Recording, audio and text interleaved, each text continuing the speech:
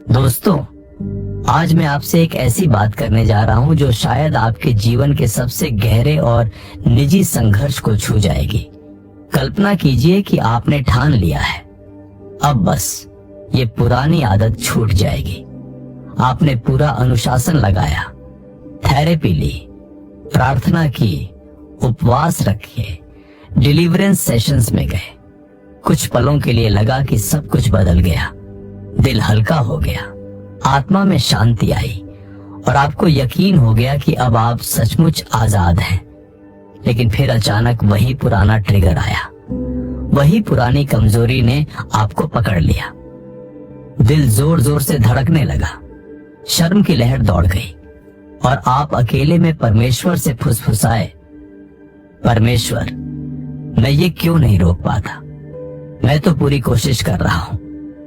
ये दर्द सिर्फ आपका नहीं है, ये लाखों करोड़ों लोगों का है, यहां तक कि सबसे मजबूत विश्वासियों का भी। बाइबल में प्रेरित पौलुस ने खुद इसी संघर्ष को बड़े मार्मिक तरीके से बयान किया है।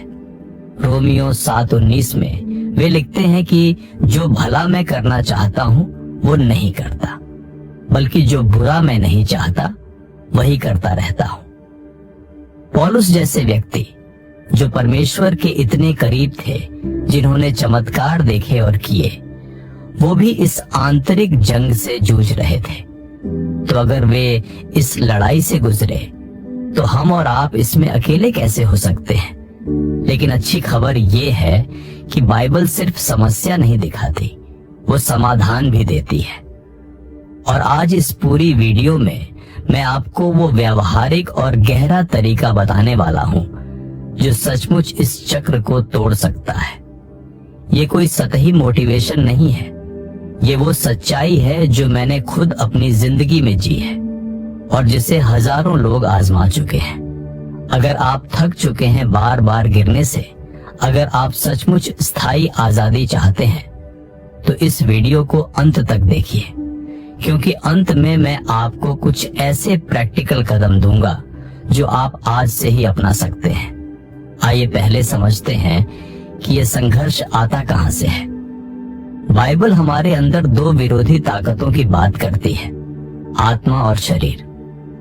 मत्ती 26 में यीशु की आखिरी रात का वो मार्मिक दृश्य याद कीजिए। यीशु जानते हैं कि कुछ ही घंटों में उन्हें क्रूस पर चढ़ाया जाएगा। उनका जी घबरा रहा है। वे अपने सबसे करीबी शिष्यों पतरस, याकूब और यूहन्ना को गदसेमने की बारी में ले जाते हैं और कहते हैं कि मेरे साथ जागते रहो और प्रार्थना करो। लेकिन क्या होता है? शिष्य सो जाते हैं। एक बार नहीं, 3 बार।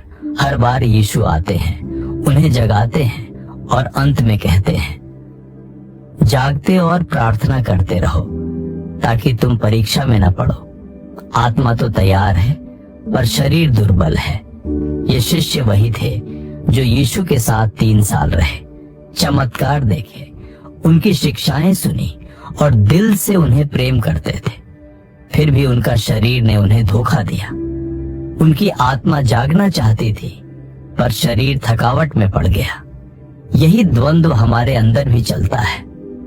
हमारी आत्मा परमेश्वर के करीब होना चाहती है, पवित्रता चाहती है, लेकिन हमारा शरीर तात्कालिक सुख की तलाश में रहता है।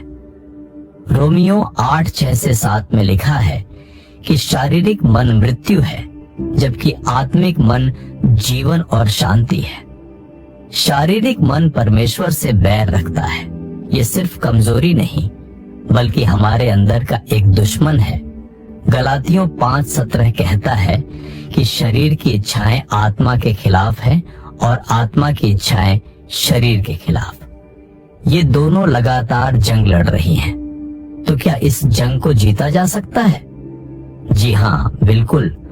और तरीका बहुत सरल लेकिन गहरा है।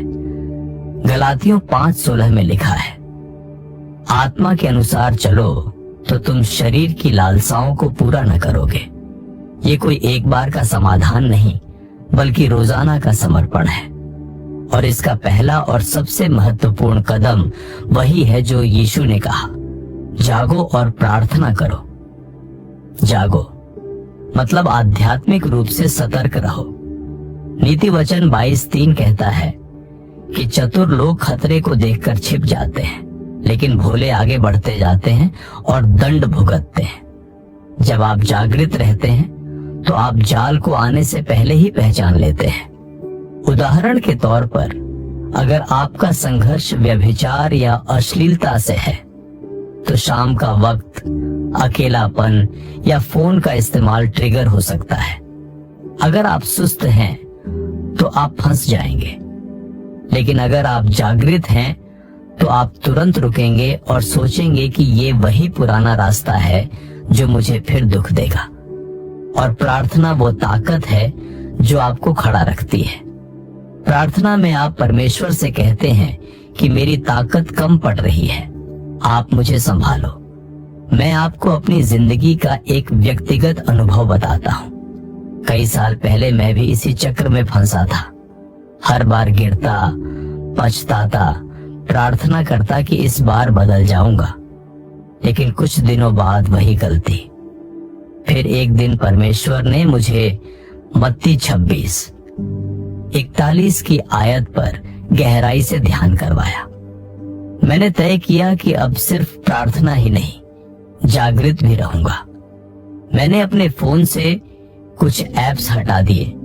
रात 10 बजे के बाद फोन दूसरी कमरे में रखने का नियम बनाया और हर सुबह सबसे पहले 5 मिनट प्रार्थना करने लगा, बस यही कहते हुए कि परमेश्वर आज मुझे सतर्क रखना, मेरी आंखें खोलना। धीरे धीरे बदलाव आया। वो लालच कमजोर पड़ने लगा।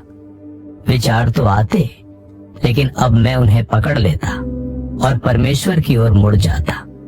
अब रोजमर्रा की जिंदगी में इसे कैसे लागू करें? पहला कदम है ट्रिगर्स को पहचानना और उन्हें हटाना। याद कीजिए यूसुफ की कहानी।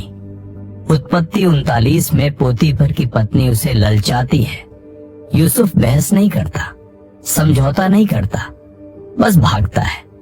कभी कभी सबसे आध्यात्मिक फैसला भागना ही होता है। अगर कोई वेबसाइट, ऐप, जगह या रिश्ता आपको कमजोर करता है तो उसे अपनी जिंदगी से दूर कर दो। ये शुरुआत में कठिन लगेगा, लेकिन ये जरूरी है। दूसरा, रोजाना प्रार्थना का एक रिदम बनाओ। सुबह उठते ही, दिन में बीच बीच में